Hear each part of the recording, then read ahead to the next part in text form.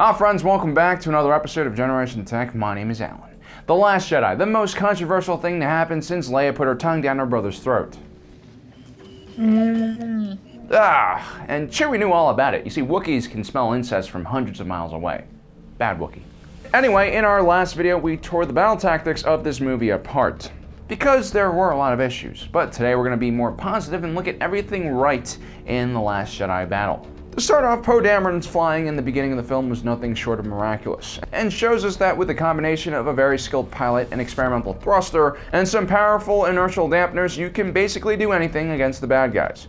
Commander Poe Dameron did a great job quickly assessing the threat before him. The 7.6-kilometer dreadnought, while imposing, suffered from the same problems as Death Star. It was covered in point defense turrets that were more suited for taking down small capital ships than snub fighters. And in true Rebel spirit, the Resistance fielded the extremely capable and maneuverable X-Wing, which just made those First Order gunners look ridiculous.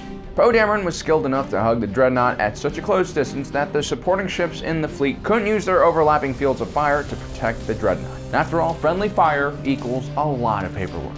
While these point defense weapons were useless against Poe, they would have been devastating against the Resistance bombers, so great job taking them out. While disobeying a direct order is never the right thing to do, I would argue that tactically Poe made the right decision to engage the dreadnought with the bombers even after the Resistance had finished their evacuation. One, as we mentioned in the last episode, the dreadnought would have made short work of the Raddus. It was the only gun at range that could penetrate shields. As a matter of fact, it was one of the few guns that could penetrate planetary shields besides a full-on Death Star. So yeah, it was basically a super weapon and it needed to be destroyed.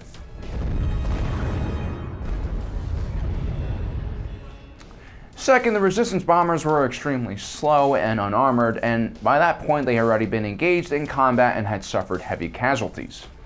Realistically speaking, at the speeds they were going, if the bombers had retreated, the First Order Star Destroyers probably would have beat them back to the Raddus, which of course Admiral Akbar would have never let happen. So those bombers were pretty much already on a suicide mission. The Resistance bombers really didn't fit the tactics of the organization, which relied on faster ships to do hit-and-run attacks. The third thing is the First Order made the mistake of not launching their TIE fighters immediately after entering the system. It wasn't until the bombers were right on top of the dreadnought that the First Order finally did something. The thing about interceptors is you have to intercept your target far away from its target so it can't deliver its payload. According to the Last Jedi novel, it was mostly General Hux's fault that the TIE fighters hadn't launched. The captain of the dreadnought actually had the TIE fighters ready to go. He was just waiting for an order to deploy them. So yes, Poe Dameron made a split-second decision using the facts that were given to him, and he did the right thing. By the time the First Order catches up with the Resistance, they've already learned from their prior mistakes. They have their TIE fighters ready to go the second they revert to real space, and because of that, they pretty much destroy the Resistance's high command, and that allows Vice Admiral Odo to take charge, and as an added bonus, she actually helps the First Order in many ways. The TIE fighters were able to exploit a gap in the Mon Calamari cruiser's shields, and they probably should have kept at it. But then again, the movie would have ended really quickly had they done so. Well, Poe Dameron is very much a hero, and Vice Admiral Odo was extremely hostile and secretive to everyone for no apparent reason. Starting a mutiny aboard a ship is a big no-no, even if Admiral Odo's plan was a terrible plan. The last thing the Resistance needed at this point was more division amongst their ranks. Morale was already at an all-time low, and security had to be doubled to stop people trying to abandon ship. Poe should have still tried to talk things out with the Admiral. Instead, what happens is you have two different factions on the ship fighting against each other, while a much larger and more dangerous faction is bearing down on them. Luckily, Leia ends the mutiny by shooting Poe. Admiral Odo did redeem herself by using the Mon Cali cruiser as a hyperspace weapon. She hits the Supremacy at the perfect angle, which creates an arc of debris that basically destroys most of the fleet. It's really one of the most beautiful and interesting shots in the film.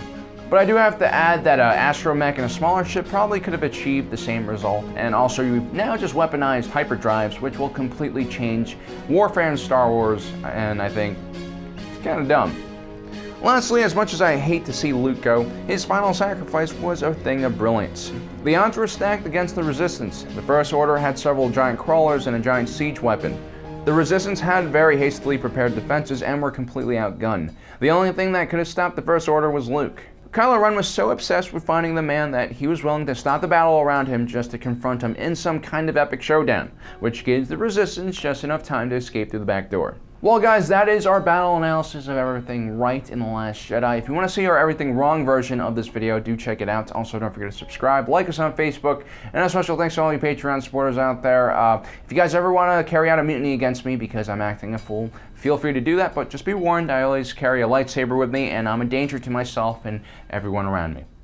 Well, thanks for joining us today. If you're watching this, you are Generation Tech.